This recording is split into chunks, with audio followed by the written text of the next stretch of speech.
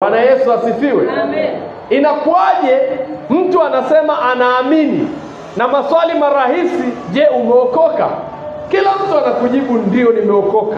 Maana ilikuwa ni rahisi kusema nimeokoka. Lakini je, wokovu ni kule kusema tu au kuna imani iliyoko ndani ambayo ile imani ndio inamaanisha uhalisia wa wokovu? Na je, kama ipo imani, utaidhihirisha vipi kuijua kwamba ni imani? Hapa wanafunzi wa Yesu katika Mathayo sura ya 16 mstari wa kuanzia mstari wa 3 wa 4 inaonyesha ya kwamba wanafunzi waliyemfuata Yesu wakiwa wamesahau mikate, anapowaambia jilindeni na chachu ya Mafarisayo na Masadukayo, wao wakafikiri ya kwamba anazungumza kwa habari ya mikate walioisahau, kwamba tumesahau kubeba mikate yetu, tutakula mikate ya Mafarisayo. Yesu anawaambia, mbona mnabishana, enyi wa imani chache, imani haba? Imani ni kuwa na uhakika wa mambo yatarajiwayo na bayana ya mambo yasiyoonekana. Imani huja kwa kusikia, na kwa kusikia neno la Kristo. Yesu anawaambia, mnazungumza habari ya mikate ya kula, wakati juzi tu hatukuwa na mikate na tuliweza kulisha watu. Maana yake bado hamjajua tu ni nani mlionaye, kwa sababu mikate hii ambayo mmeisahau ninaweza kuitengeneza tu kwa namna ya miujiza. Lakini mafundisho ya Mafarisayo na Masadukayo yatawajengea imani nyingine, maana wao wananipinga mimi Yesu, na hivyo mafundisho yao, mazungumzo yao yatawatengeneza nyinyi wanafunzi wangu kuwa kinyume na mimi. Bwana Yesu asifiwe. Sasa nilikatangulia kusema, je, unaamini?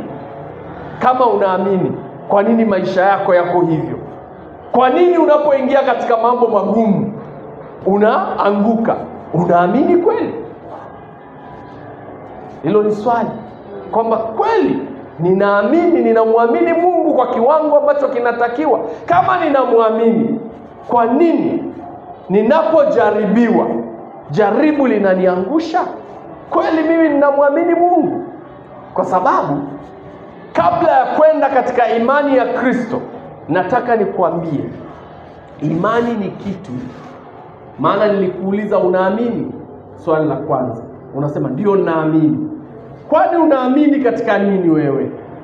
Kwa sababu unaweza ukaamini katika sayansi, unaweza ukaamini katika fedha zako, si ndio? Unaweza ukaamini katika uwezo wako binafsi, lakini unaweza ukaamini katika itikadi. Kuna watu wanaamini katika itikadi ya vyama vya siasa. Yaani akiamka asubuhi anaweza kaipigania chama chake. Si mmeshawahi kuona? Hilo ni imani. Na anaamini kabisa kwamba hapa mjini kitu kinachoniweka, kinachonifanya mambo yangu yanyoke ni kwa sababu niko kwenye itikadi yangu. Hiyo ni imani. Si unanielewa? Lakini kuna watu wanaamini katika kazi, kwamba mimi kazi yangu ndio inayenisaidia, ndio kazi yangu, ndio mambo yote.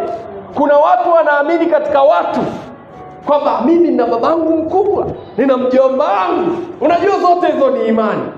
Unanielewa? Na hizo zote zina athari kubwa. Wakristo, watu waliookoka leo watakwambia nimeokoka, ninaamini. Lakini 90% imani yake imejengwa kwenye vitu hivyo mbalimbali, na imani kwa 10% tu ndio anategemea neno la Mungu. Sasa Rumi 10 inasema imani huja kwa kusikia, na kwa kusikia neno la Kristo. Bwana Yesu asifiwe. Kwa hiyo kama ni hivyo, kuna umuhimu wa kulisikiliza neno, kuliweka neno kwa wingi ndani yako, ili lile neno linapotokea kitu unasema Mungu ulisema hivi, neno lako linasema hivi, na kuamini katika hili. Unanielewa ninachokisema? Maana yake huwezi ukapokea kitu ambacho hujakiamini. Matokeo ya mambo mengi yanayotutokea ni matokeo ya imani tunayoamini. Na kitu cha ajabu na cha kushangaza ni kwamba mtu mmoja aweza kuamini katika mambo mawili. Huko anamwamini Mungu, huko anaamini mganga wa kienyeji. Sasa maisha ya namna hiyo sio maisha ambayo Kristo aliyategemea kuyajenga kwa mtu anayemwamini.